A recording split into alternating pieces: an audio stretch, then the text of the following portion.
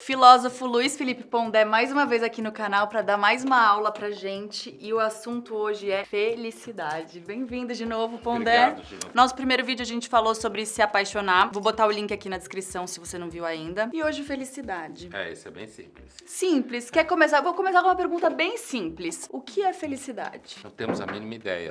Se alguém souber, por favor, escreve pra gente aqui nos comentários. Se alguém souber, provavelmente tá enganado.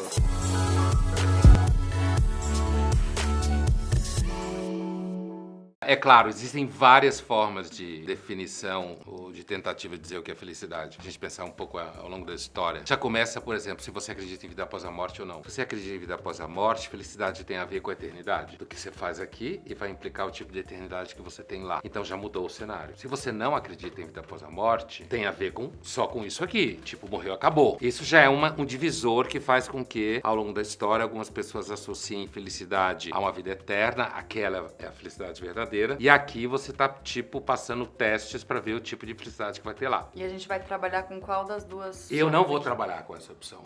Eu não vou trabalhar com essa opção porque eu não acredito nela. Então a gente vai trabalhar tá? Então, se pensar na felicidade aqui, eu diria que tem pelo menos dois tipos de felicidade. Um é o entendimento da felicidade como você conseguir controlar o seu desejo, que pra nós hoje parece muito louca, mas é muito séria. Basta pensar alguém que tem compulsão de consumo ou alguém que é obcecado por uma pessoa.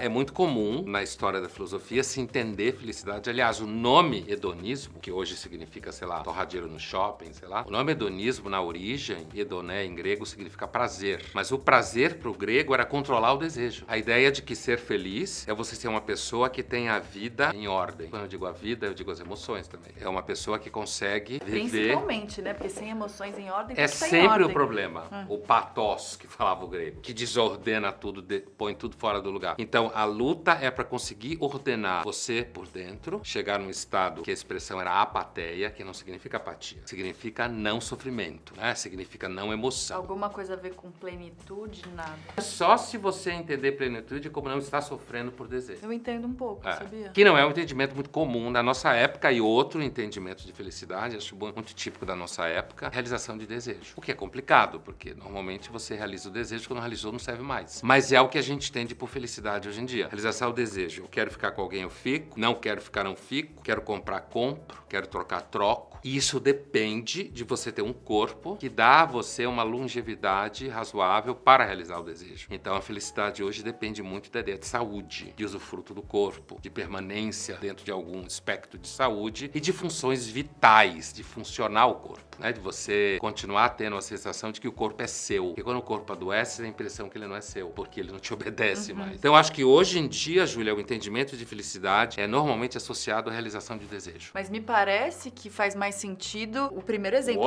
O que eu me identifiquei mais, porque aí a resposta daquilo tudo tá meio que dentro de você. Se você ficar implicando sempre o resultado final no desejo realizado, uma vez que o desejo não vem... Eu entendo o que você está dizendo. Essa ideia de localizar, digamos, a felicidade dentro de você, de alguma forma, a origem dessa ideia está muito associada ao movimento romântico. Estou falando no sentido do movimento romântico, que é um movimento literário e filosófico que aponta para o mal-estar com a modernização, entendeu? Com a vida do dinheiro, da lógica. O que você disse me lembra uma concepção bem romântica de felicidade, que na verdade não é de felicidade, que é a ideia de que uma vida que vale a pena é uma vida autêntica. Isso é bem romântico. A ideia de que você não deve ficar se preocupando com o que os outros querem de você, você não deve se preocupar com os parâmetros que colocam de fora, mas você deve viver aquilo que você é. Por que isso é romântico? Porque isso não é muito verdade, porque ninguém vive isolado dos outros. O ser humano não é uma ilha, você é um ser que está em relação com o que está do lado de fora o tempo inteiro. Mesmo a sua vida interior é exterior, é no exterior que ela se realiza, a não ser que você seja um louco e não tenha vínculo com o mundo. Então, independente do aspecto histórico, eu não tenho dúvida que parte do que a gente pode entender como felicidade é você conseguir ficar em repouso, controlar de alguma forma o desejo dentro de você e conseguir não ter tanta expectativa de ter desejos e realizar desejos. O problema é que, o que eu quis dizer é que essa interação entre o interno e o externo é uma interação complicada. Veja, por exemplo, quando você toma muito remédio para ansiedade, você fica broxa. Por quê? Porque ansiedade e libido são irmãs. Quando você quer ficar muito... e libido são irmãs. Quando você quer controlar muito a ansiedade, para ficar muito zen, como se fala por aí, você até fica, mas você vai ter que ficar broxa. Porque a libido deixa você tensa. Vou conseguir, não vou conseguir. Me quer, não me quer, entendeu? entendeu? E você fica querendo realizar. Então não resta dúvida que uma certa felicidade sábia, digamos assim, é uma felicidade que pode passar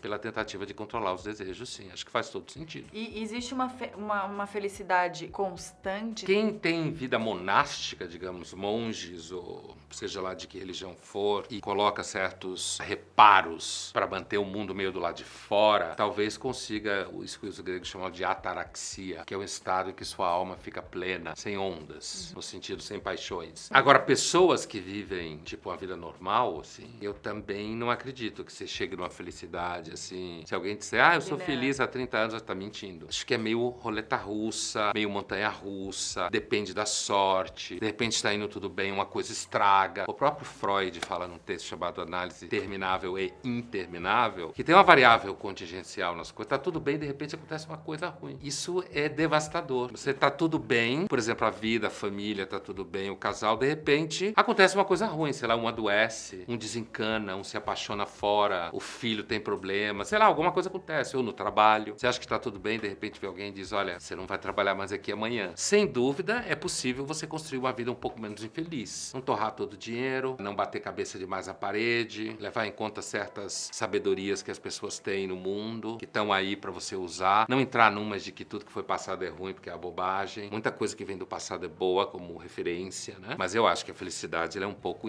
ela é assim, variada. Olha, no mundo das mídias sociais, ou melhor dizendo, no mundo em que há mídias sociais, e não só no mundo das mídias sociais, talvez seja um dos mundos em que tem uma escola de filosofia grega e romana chamada, se fala meio cariocado mesmo, estoicismo, que é, porque estoia é pórtico, portão de entrada de uma cidade na Grécia, Atenas, e o cara ficava falando, dando aula no pórtico, então o negócio virou estoicismo, estoia. Essa escola filosófica, ela dizia que a felicidade está associada em você tomar cuidado para o mundo não devorar você. Se você aplicar o mundo das mídias sociais ou do Instagram, essa escola filosófica ela é muito sedutora, porque ela diz assim, olha, cuidado, se você quiser servir demais ao mundo, o mundo vai te devorar. Não tem nunca limite, ele sempre quer mais. Não vai chegar uma hora que vai dizer assim, não, tá bom, você já chegou ao número de seguidores suficientes, né? A própria lógica significa que ela não tem repouso, porque é uma lógica do mundo que nasceu a partir do capitalismo. No capitalismo não há repouso, nunca. O repouso é o movimento, qualquer repouso é morte. Então, assim, o estoicismo aqui cai muito bem, porque ele chama atenção, olha, se você é uma pessoa que é escrava das mídias sociais, procura não ficar tão preocupado se as pessoas te amam ou não. Eu não tô nem falando dos profissionais que vivem com isso, mas se você é só, sei lá, uma pessoa normal, no sentido que não é profissional da área, então se você ficar o tempo inteiro pensando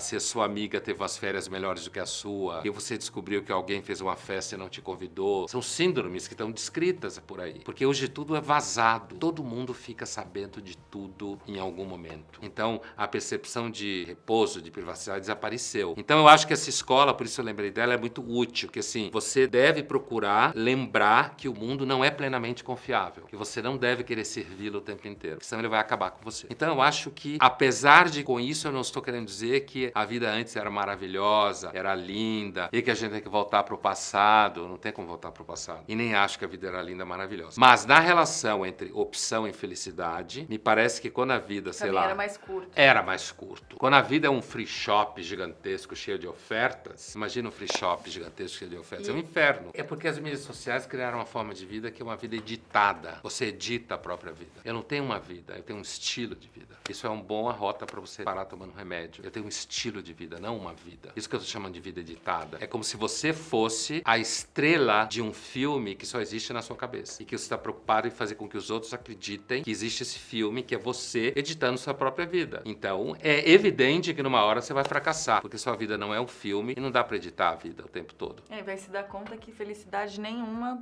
que você tá só se distanciando, né? Cada vez mais e mais e mais. Eu acho que normalmente parte da felicidade, o John Lennon tinha uma frase interessante que era: a vida é o que acontece quando você está ocupado pensando em outra coisa. Acho que felicidade é um pouco isso. Acontece quando você está ocupado pensando em outra coisa. Eu vou terminar com John Lennon, então. Eu sou louca nele e eu concordo. Muito obrigada. Eu amei. Obrigado a você, Julia. Tomara que vocês tenham gostado. Vou botar o nosso outro vídeo que a gente gravou aqui embaixo. Vou botar o livro do Pondé aqui embaixo também, que ele acabou de lançar. A gente falou sobre o livro no outro vídeo. O canal do Pondé, que é maravilhoso, que eu sou fã também. Falei dele no outro vídeo. Se você não viu ainda, tá aqui na descrição. Tomara que vocês tenham gostado. Um beijo grande e até o próximo vídeo.